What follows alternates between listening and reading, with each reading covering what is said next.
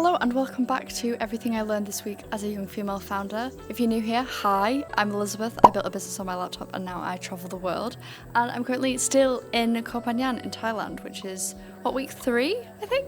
But I just wanted to talk you through some of the things that have happened to me this week and some of the stuff that I've learned, because there's been a lot of interesting conversations in the founder community that I run.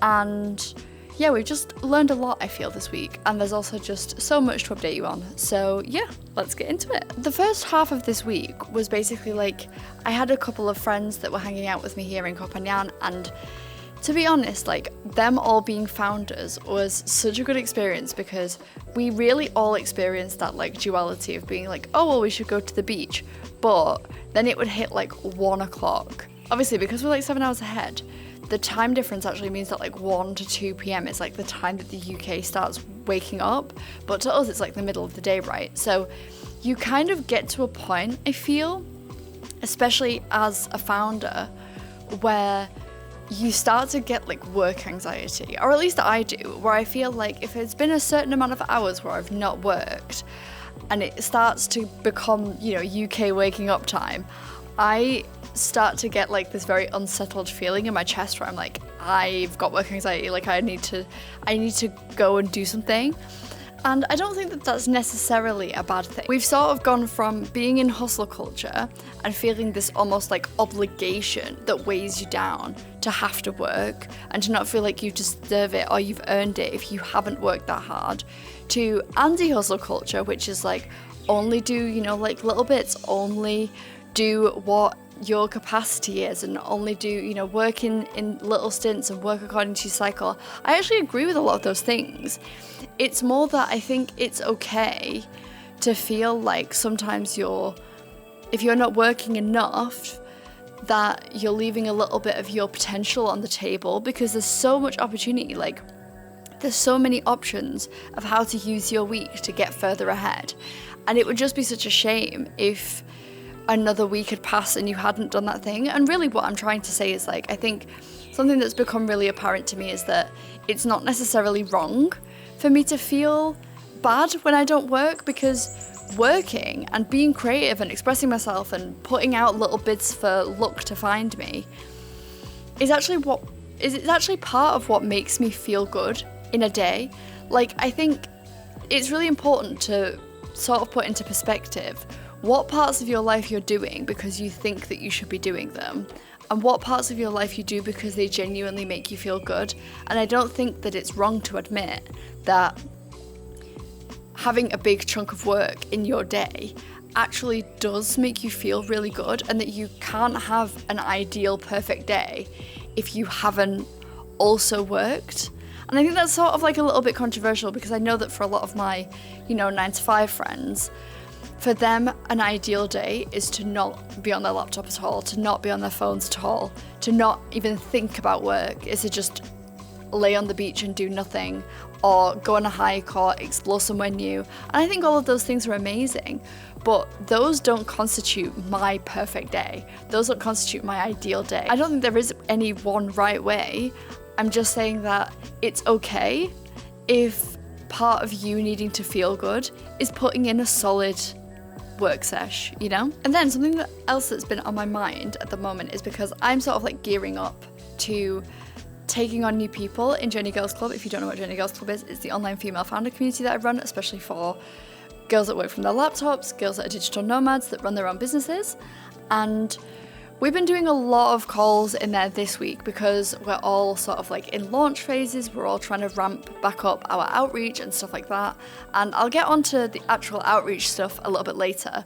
But actually, what was particularly prominent to me this week was probably like about a year ago, where I felt like I was completely drowning in admin tasks, in things that I needed to do that I just like put on my plate to add value to the community, but that really were only more admin work for me. And I remember getting to a point where I was like, okay, I need to hire a VA.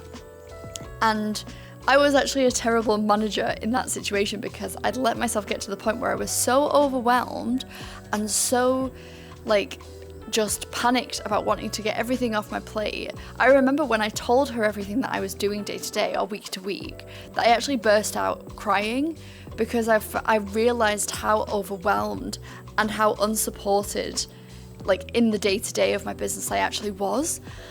And so now I've not hired a VA, but what I have done instead is I have started investing a lot of time, and I have actually bought a Claude Code, or just in general Claude AI tool system, call it what you want, from one of the girls in the club actually, who is essentially trying to consolidate the heart, body, mind and soul, I believe, of business owners into their own Claude system that is completely personalized to them. So she has like a fundamental thing that she gives to everyone, and then everyone like customizes it to themselves. And that's how you essentially build a consolidated business and personal system. So that was a complete no-brainer for me. I totally bought that. I did the DIY one because I was like, I want to go through it at my own pace. And I also am a generator, so I like working alone. So yeah, and it's becoming particularly prominent, of course, because there's so many things that instead of hiring a VA to do, I now want to send off to Claude Code or Claude Cowork, or that I want to build automations for. Because really what's important to me right now is consolidation, right? Like I feel like I have every little bit of my business in all these different places, and the only place where it's all consolidated and kept together is in my brain. And that is a massive weight and a massive drawback, and like, you know, that really weighs you down when it comes to how fast you can move, because you've got everything in your head. I'm now getting into a launch phase where things still haven't been set up, right? So when it comes to me sending out the emails for the girls that apply to the club and doing all the forms and the newsletters and everything, in theory, in a couple of months that should all be consolidated and automated in a way that I don't actually know what I'll do with all my time when all of that is done. But right now it still isn't, and I think that a past version of me would have really struggled and would have pushed herself to try and get all of this automation stuff done before the launch, like really pushed myself to do every single thing and really like, you know, basically just like lock in for 2 weeks before the launch, just so that I could have everything set up and working. But I've realized that now I actually don't want to do that. I've realized how much things take time, and not only that, but I'm actually also allowing myself to really document and pay attention to the processes that I'm doing and that I need in the future while I'm currently launching this in this launch phase. So I definitely found myself noticing that a little bit more this week, of like how I'm continuing to remind myself that things take time and that I can't speed run the systems that my business is meant to be relying on for hopefully like months and years to come. So I just feel really proud of myself, and I would encourage you to also think about, if you're currently frustrated with how much of the manual work you're doing, is to not necessarily focus on trying to alleviate all of that by like really locking in and doing it, but actually the next time that you're, say, like launching or executing that process, is to just document meticulously what you're doing and trust that these systems will be built slowly over time, and that eventually, especially if you're doing it so slowly that you can actually be meticulous and you can be specific, where not as many mistakes and not as much pressure will happen, that eventually you will come to a point where you look back and you realize, wow, I've really got all of my stuff sorted. And yeah, it'll just feel a whole lot better and a lot more aligned. So that's definitely what I've taken from that as well. Okay, what else? I think I've actually found the most valuable sentence that any of your friends in business can say to you. Like literally, I said these 6 words, this one sentence, to one of the girls in the club, and it could make her an extra £1,000 this month. How wild is that? So on Thursday, I was doing one-to-ones with all the girls in the club, and I had a call with my friend Georgia, and we were talking about like what she was struggling with, what she was working on, all, you know, the usual stuff that we talk about in the one-to-ones that I have with all the girls in the community. And she like casually, around the end, mentioned that she was looking to do more LinkedIn brand deals, because obviously all the girls are quite active on LinkedIn, and I've done quite a few brand deals in my time. I've actually made over 5 figures in brand deals in the last year on LinkedIn, so if you're not on that, definitely get on that. But she casually mentioned this, and the things that she was struggling with specifically were like that she had friction around pitching to brands because she didn't have a media kit, or she'd been asked for a media kit and she hadn't done it yet. And me saying this one sentence is what flipped it all around. I basically said to her, like, have you got like an extra 30 minutes? Let's just do it right now. That's actually it. Let's just do it right now, was the 6 words that I said. And literally in an instant, I literally live for this. Like, I live for this so hard. In an instant, I'd duplicated my brand deck, because there's no gatekeeping in Jenny Girls Club. Like, I'm sorry, I just don't care. Like, anything that is my resource is also the girl's resource, if that makes sense. I'd sent her the link to a duplicated version of mine, and then I was like, okay, what you need to do is you need to go and screenshot your last 3 branded posts and find your 7-day, 28-day, and 90-day stats, screenshot them all, and then put them all into these specific pages. Meanwhile, I was like going onto her website, finding all of her fonts, I was finding her brand like colours, and I was changing all of that while she was switching out all of these images. And literally in 30 minutes, we had done an entire brand deck for her that was basically ready to send that same day. And she sent it off to a brand that I know that we're going to pay her 4 figures to post on LinkedIn. I could have very easily just been like, oh, well, you can use mine, or, oh, here's some resources, and like sent her on her way.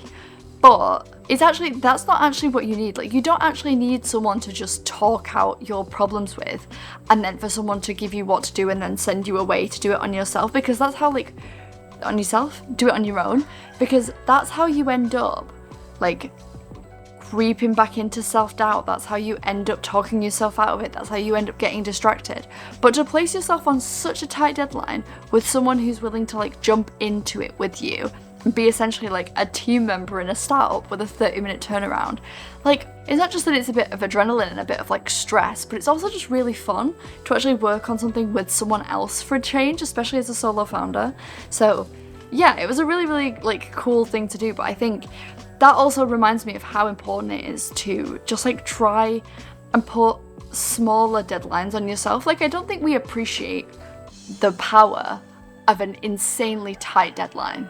Like, if you gave yourself until the end of today to write all of your posts for the next week, I'd be interested to know how far you got.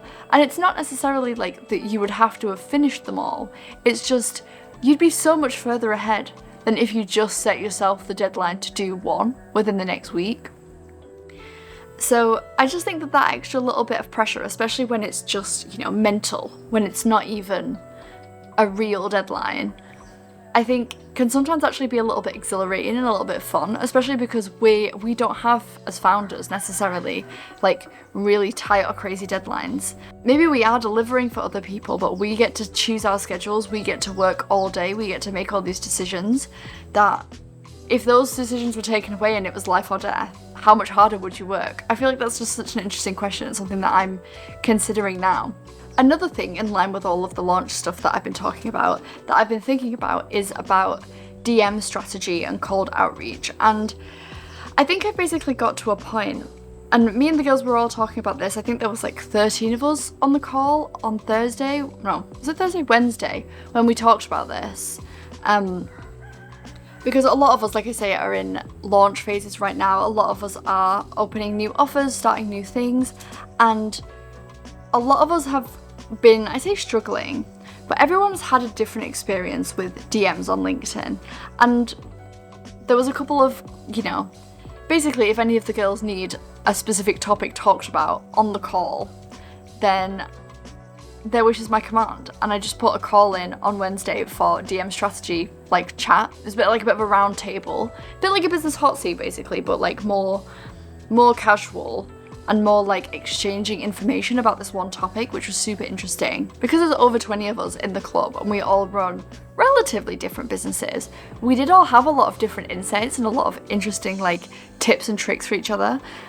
So I won't go into the whole thing here, but there was a couple of really interesting insights that I took away from it that I wanted to share, because I think DMs and like DM outreach, social selling in a way, is so fascinating and really important to get right, to get that balance between feeling like you're connecting, feeling like you're reaching new people, but also not overexerting yourself, not, you know, overstepping boundaries with other people, not making other people feel targeted.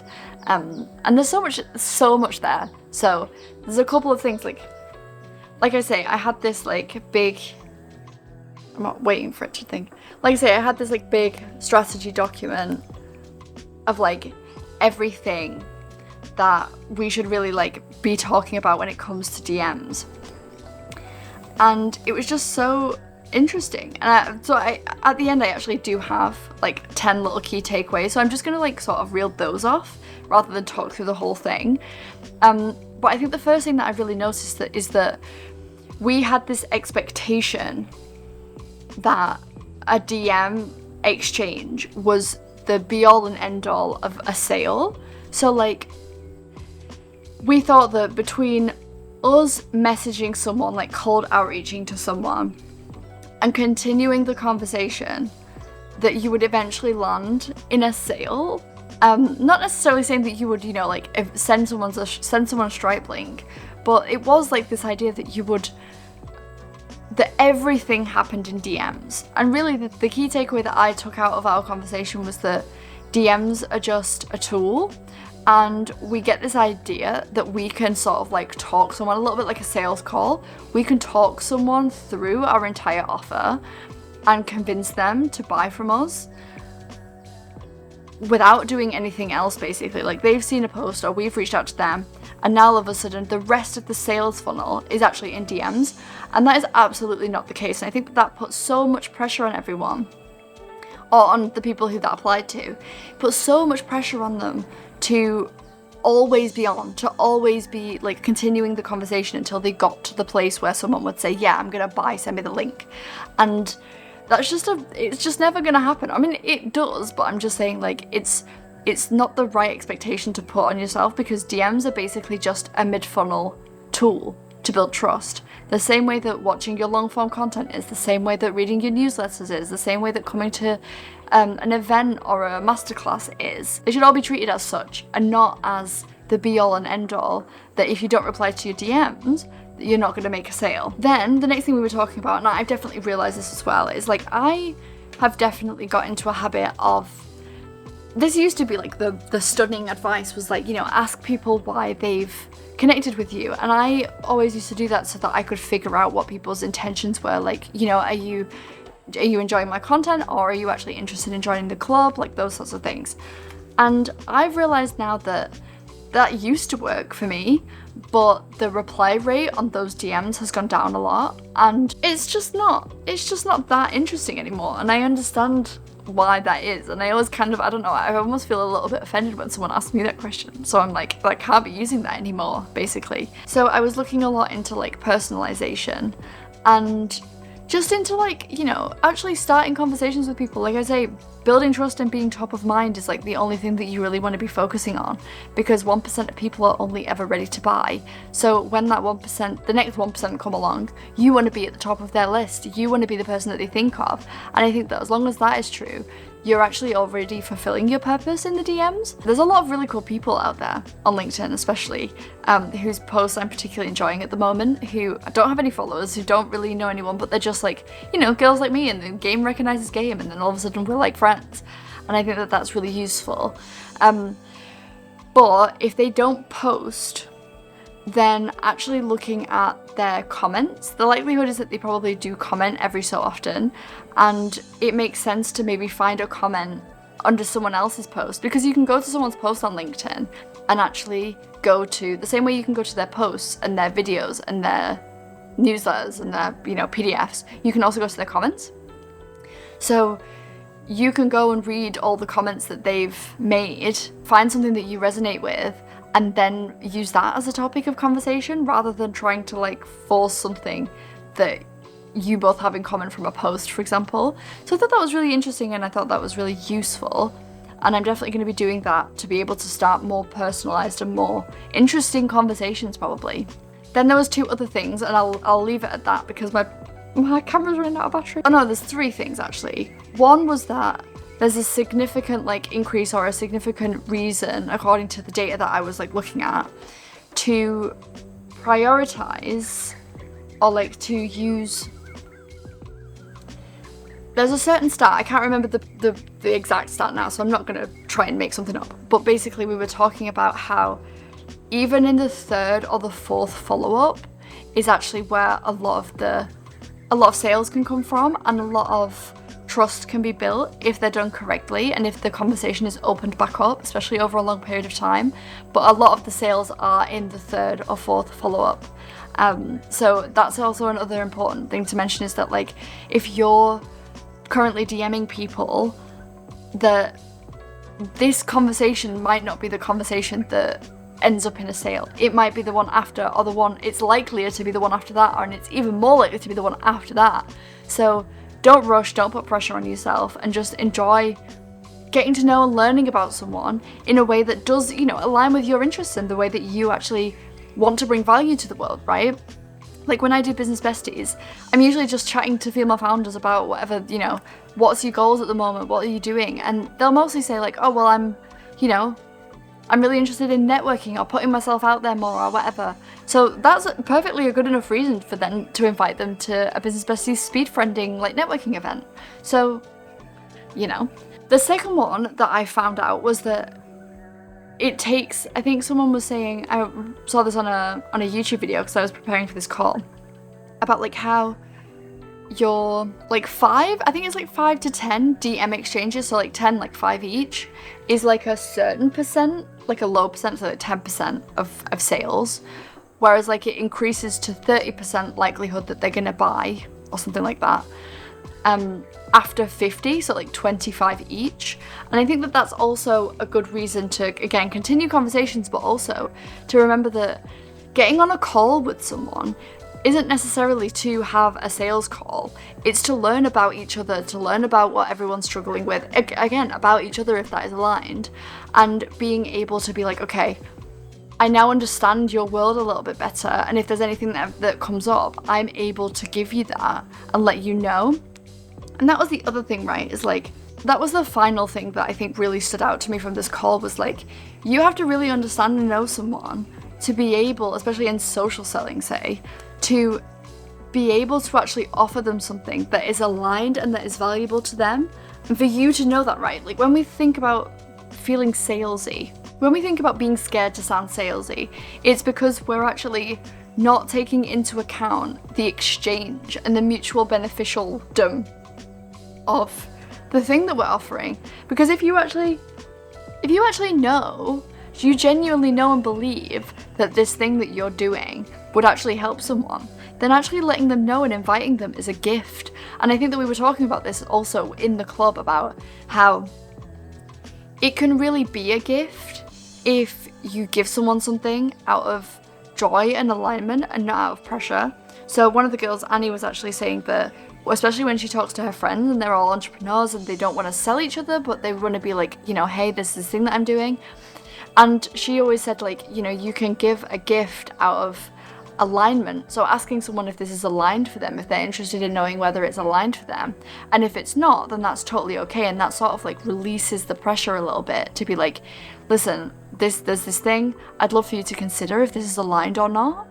And if it is, then I'd love to invite you, and if not, then not. And I think that's been a big learning curve for me as well, is that like I've realized that there are so many girls that I know in my LinkedIn sphere that I've never actually been kind enough or bold enough to invite them to join, even though I think that they would be an amazing addition. And I think that that is just doing a disservice to them and to myself. And so yeah, that's something that I'm really interested in, like, changing this time around, and just being like, hey, you've been on the wait list for a while. I you know, from what I know about you, I think you'd be an amazing addition. I really just wanted to invite you, if it's aligned right now, to join. We'd love to have you. And then let that be that, right? And I think that that is just, again, something that I've learned is like, people don't mind being sold to if they feel like you understand them and you know their pain points and it's something that they're actually interested in, and you can't know that unless you actually get to know them. So yeah, those are some of the things that I've learned this week. I hope that this was somewhat helpful, especially if you're a female founder in a launch phase. There's maybe some interesting stuff in here.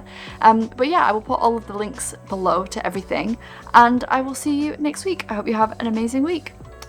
Bye.